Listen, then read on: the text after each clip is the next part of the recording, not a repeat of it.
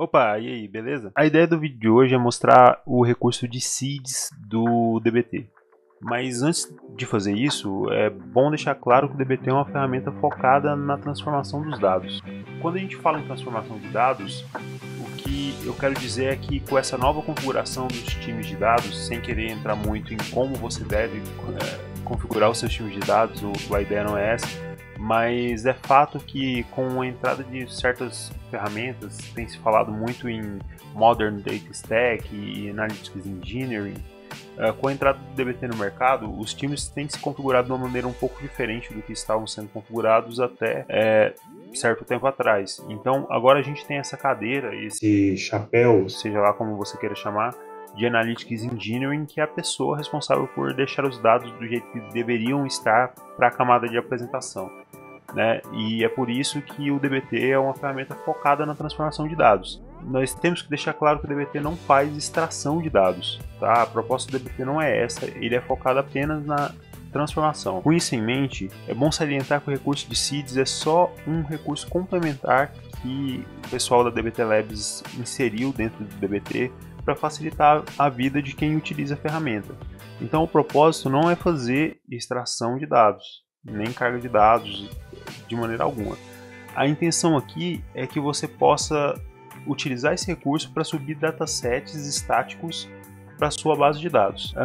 Imagina que você quer, por exemplo, enriquecer os seus dados com os dados de região, de mesorregião, macro-região do Brasil, né? E para isso você vai lá no site do IBGE, baixa o dataset que tem lá no IBGE e você quer adicionar ao seu projeto. Em vez de você ir lá no seu coleguinha engenheiro de dados e importunar ele para que ele faça a ingestão disso para o seu Data Lake, Lakehouse ou Data Warehouse, ao invés de fazer isso, você pode simplesmente pegar um dataset estático como esse e adicionar no seu projeto DBT. O DBT ele vai pegar esse cara e vai gerar uma tabela dentro do seu repositório de dados. Uma vez que o DBT gerou essa tabela dentro do seu repositório de dados, você pode adicionar esses seeds ao seu projeto e vida que segue. Mas na própria documentação da DBT Labs, eles deixam bem claro que os seeds não é para você fazer ingestão de dados e nem para que você suba datasets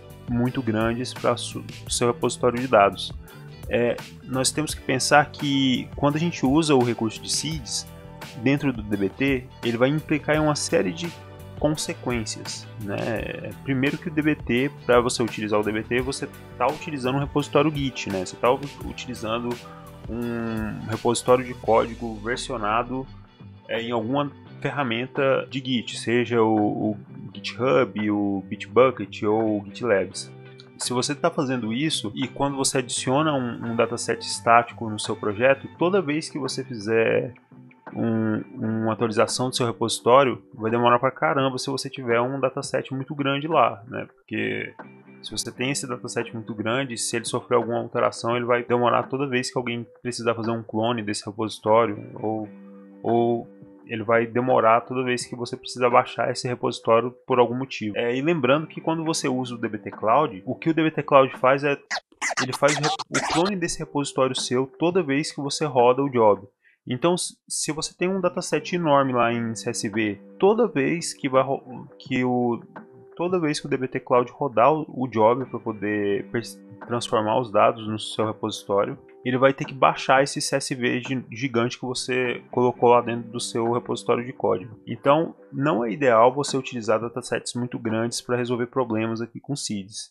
Você tem um dataset muito grande para colocar no seu repositório de dados, cutuca o seu amigo engenheiro de dados para poder fazer ingestão, ou você mesmo, enfim, utiliza outra ferramenta para poder fazer essa parte. Se você precisa fazer a ingestão de um arquivo muito grande no seu repositório de dados, ou você pode você mesmo utilizar outra ferramenta para fazer a ingestão desse dado lá na sua base de dados, ou você pode cutucar o seu colega engenheiro de dados para poder fazer isso para você. Beleza, então deixando claro que o seeds não é para isso, a gente pode vir aqui para o seeds e entender para que a gente usaria esse recurso. Então vamos aqui. No nosso projeto, todo projeto DBT ele vai ter aqui uma certa configuração de pastas, né? E para você não ficar perdido com esse projeto, você pode clicar nesse card aqui em algum lugar da tela, porque nesse vídeo foi onde eu configurei esse projeto DBT. Então você pode acessar o vídeo aí e para não ficar tão perdido no que eu estou explicando. Beleza. Todo projeto DBT vai ter essa pasta seeds aqui, né? Dependendo da versão que você estiver usando, né? Porque antes essa pasta tinha outro nome, mas na configuração, nas versões atuais, a pasta onde você deixa os seus CSVs é a pasta seeds. Se você vier aqui no seu DBT Project, que é o seu arquivo de configuração, ele vai ter aqui seed path, que é o nome da pasta que ele está gerenciando isso. Então, se você quiser mudar o nome dessa pasta, muda o nome aqui da pasta e depois você muda o nome aqui no seu projeto. Beleza, e aqui dentro da pasta seeds, eu coloquei aqui esse CSV, que ele tem esses dois campos aqui, depara, né? E aqui eu tenho computers, electronics e games. E aqui no campo para eu tenho tech. Para que isso? Por que eu estou fazendo isso? Nesse projeto onde a gente configurou aqui no DBT, a gente configurou 3 tabelas do nosso legado, onde eu tenho a tabela legado compra, a tabela legado cliente e a legado com. E na nossa tabela legado compra, eu tenho uma coluna chamada classificação. Nessa coluna, eu tenho aqui a classificação da compra que a pessoa realizou. Então, eu tenho aqui uma série de classificações, o que eu quero é só fazer um deparo para essas classificações aqui. Computadores, eletrônicos e games.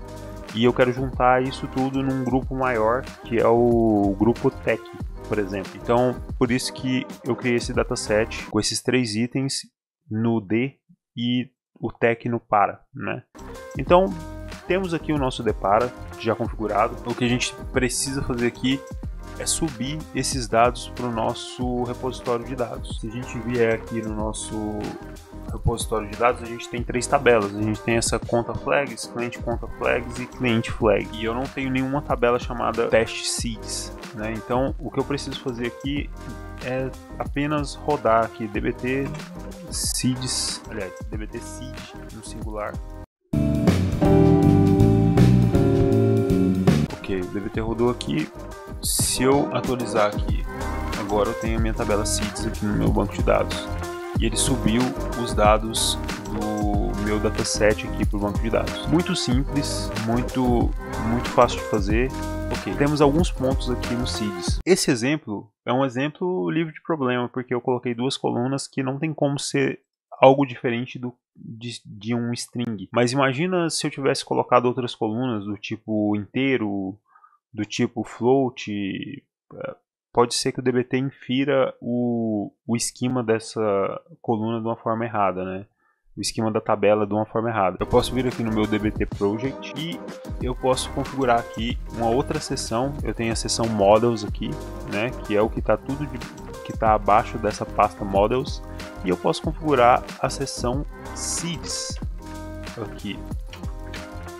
Eu tenho que colocar o nome do projeto aqui, da mesma forma que eu coloquei o nome do projeto aqui na parte de Models, né?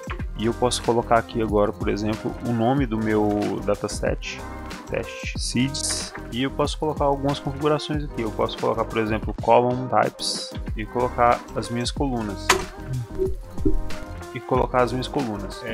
Assim você consegue forçar aqui o tipo de dados da sua coluna. Aqui no nosso exemplo não vai surtir nenhum efeito, mas o que você pode fazer aqui, além disso aqui, você pode, por exemplo, definir um esquema específico para esse seeds, né? Ou para todos os seeds. Então, se eu vier aqui abaixo do meu projeto e definir um outro esquema aqui, eu posso alterar o comportamento do DBT para salvar os meus seeds num esquema apartado, se isso fizer sentido para você. Então eu posso vir aqui e vou criar um esquema aqui. Então eu posso vir aqui e colocar um outro esquema aqui, vou chamar de seeds. Vou chamar o meu esquema de estático, que é onde eu vou colocar aqui os meus dados estáticos, né? Então deixa eu chamar aqui o DBT seed novamente. Beleza, vamos ver o que aconteceu aqui. Aqui, ó, ele criou aqui esse novo esquema chamado Analytics estático, porque por default o DBT ele pega aqui o seu destino, o seu esquema destino, e ele adiciona ele como prefixo de qualquer esquema que você esteja especificando no seu projeto. Então eu tenho aqui agora esse esquema Analytics estático. Se eu vier aqui nesse esquema, eu tenho a minha tabela seeds aqui. E é isso. Usem os seeds com parcimônia. Tentem não utilizar os seeds com datasets muito grandes para evitar problemas. E é isso. Se você se interessa por esse tipo de assunto, se você tem interesse em aprender mais sobre o DBT, sobre outras ferramentas de dados, sobre arquitetura de dados, se inscreve aí no canal, que a ideia é postar um vídeo por semana. Lá no banner do canal, inclusive, está escrito toda terça às 11 horas, que eu consegui cumprir esse combinado uma vez até agora, mas toda semana eu estou postando vídeo aí sem falta, beleza? Abraço!